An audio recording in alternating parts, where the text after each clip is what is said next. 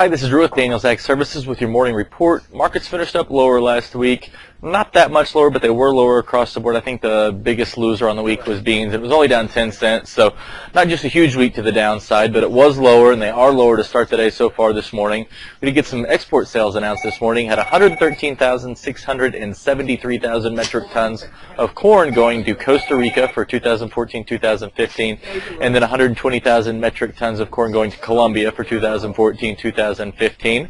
Also this week, you got first notice day coming up on Friday for all September contracts. So by Thursday, you want to be out, as you'll be subject to delivery if you hold any long positions into the close on Thursday, because Friday is when you are subject to delivery. Also, funds will have to be down to 600 contracts by Thursday's close. So we could see a little bit of liquidation on that end as well. And that's not funds as a whole. That's just each fund will have to be down to 600 contracts. So as far as that goes, that's really a lot of the fundamental news out there right now. As far as weather goes, there are dry spots in northeast Iowa and northwest Illinois. Actually did get some rain over the weekend, and so that's good. Those were one of the last remaining dry overall areas. Granted, there's probably some dry spots out there that we're not talking about on here, but as far as a general regionalized area, that was one of the last dry spots that the trade was focusing on, and it did get some pretty good meaningful rains over the weekend. So other than that, not really a whole lot of news out there right now. Weather, again, no freezes expected through, I believe, like the mid-September. I don't have an exact date for you there, but freeze isn't a concern right now. If that does, we'll definitely let you know. But the market doesn't see an early end to the growing season due to a freeze as of right now. If that changes, we'll let you know. So other than that, that's all we've got for today. If you've got any questions, let me know. Otherwise, thanks, and we'll see you tomorrow.